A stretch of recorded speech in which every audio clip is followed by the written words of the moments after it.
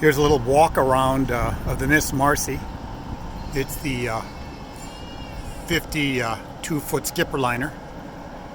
I just step onto the boat here, and actually I've got the rear compartment already open with the twin 454 engines in here. Cruisers, two of these bad boys, and a generator. Keep everything pumping accordingly. Also has a battery charger, of course, and fire suppressant system, all integrated. The entire lower unit last season was scraped of all rust and repainted, and so we worked very hard to avoid any rust in the bottom compartment. There is no water in the boat, and we've taken all those factors out. I'm going to do a quick walkabout here from the back. Here's the main bedroom here, which my wife so nicely set up, and we're looking back now over the compartment, and we have a nice, oh, there I am there, hi, and nice little counter there. And then we have the bathroom, which is, I guess, pretty typical for these rigs. Really nice bathroom, nice lighting here. Shower's adequate for sure. Nice little shower. I think there's nothing really revolutionary about showers, but it's a shower. And of course it has its own private door if you want to close off to the main suite. You close off there. And of course these are the steps that go up to the upper deck area. This is the main staging room. There's our dog Molly. The TV, both TVs go with the boat. We have the traditional one that runs VCRs and CDs. Believe it or not, they still have those. So all just, that's kind of cute. And then here's the main console. I'll give you a quick 101 on how they do this. What you do is, I'm trying to figure out how to do this. Okay, what you do is, there's how many hours? 700 hours on these engines, which is literally nothing. You first turn the ignition key on, you hold this button down, and then you move a throttle linkage forward, so it's blinking like that. Then you turn the key, and one of the engines is running. Then we repeat the process on the port and starboard engine. We hold the button down until you see the control blinking, and then we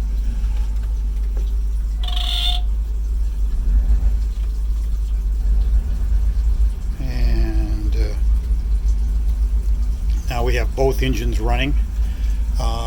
Oil pressure is good. Engine temp, we replaced the thermostats on them last season, so obviously thermostats are a thing that go out, but that's normal maintenance. We try to warm it up and try to keep the RPMs a little bit lower so we don't want to go crazy. But the engines run great. Steering mechanism, radio, everything else is included. Now we also have a security baffles here, which is really nice.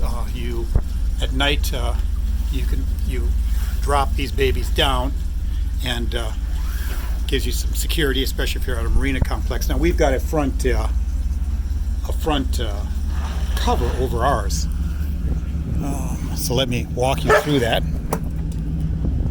Just a real, there's my beautiful wife. God, she's a beautiful woman. And anyway, the windlass, which is this attachment, was put on in 2007. It was added to the boat for better anchoring. It's all electric. You hit the button, it goes down. You hit the button, it comes back up. That was an add-on to this boat to make it so it was a 52, but technically now it's a 54 because they made it a little bit longer because of the windlass, and they added to it. The boat itself is in okay condition. I really would be planning on maybe a paint job this next season, and I'm going to be recaulking and sealing the boat. There's our American flags. The flags are not coming with the boat, by the way. They come with us. It's a 3-bedroom, 2-bath. Now, we've only activated one of the baths, so it gives you an opportunity to, we only use one, so we don't have to pump 2 of them. That's basically the reason. It's more of a convenience factor issue, more than anything else. The spotlight does not work to our knowledge. It never did.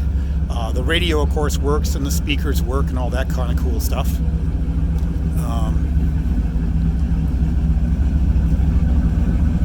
I seal off a lot of these intakes to prevent rain from dripping into the compartment. So when I'm running the engines, I run with all the fans and blowers running to make sure there's good ventilation. And of course, here we are down here with the engines running. They're purring like little kittens, ready to do battle. Twin 454s are powerful engines, and they can really do the job. And of course, as you go up the stairs, we open up the deck, and it exposes the upper. Now you have controls, a duplicate set of controls up here if you want to drive the boats from up here. We do have a bimini, but we just don't put it on because storms tend to rip it off. Ripped it off like 3 or 4 times, so we've basically just gotten to the point we don't use this area that much, so we keep the bimini in the storage compartment. The rear deck area obviously is quite large and affords you the opportunity of tables and can entertain quite a few people up here. Has multiple anchors, and all those things are stored in the compartment below. My bass boat is not included, but it fits on very nicely. But this kind of gives you an idea. The grill comes with it. It's a nice grill, and that works already well. There's water and everything up here. We've closed off the sink up here so we don't have any contamination into the water lines. The refrigerator works as well. We just don't use it, but it probably could use some TLC on that regard. Nothing else really is all that amazing, other than the fact the engines run great. We put in a hardwood floor in 2007 as well, which is nice. And we've added some carpeting in the back areas here to make the bedroom a little bit more comfortable. A linoleum there. Nice couch. Just basic stuff that you need when you're hanging out. But anyway, we'll bring you back to the engines, who've been running very nicely, as you can tell, and I'll just put these babies in neutral, and we'll shut them down. And that's a quick 101 tour of the skipper liner.